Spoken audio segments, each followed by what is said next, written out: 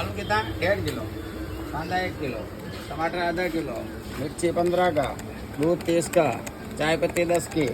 चलो और क्या बेटा? बस धनिया पत्ता खलास। हाँ बोलो।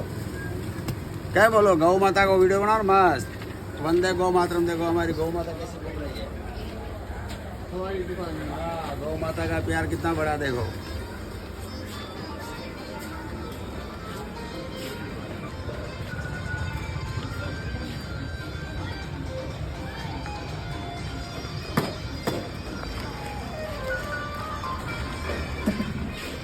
सात 2 मिनट और ले खाली ओनली फॉर 2 पीस।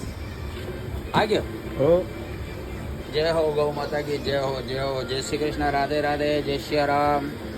गौ सेवा है प्रभु सेवा। गौ सेवा करो भाई, भगवान खूब अंधन लक्ष्मी दे, कोई चीज की कमी नहीं आवे।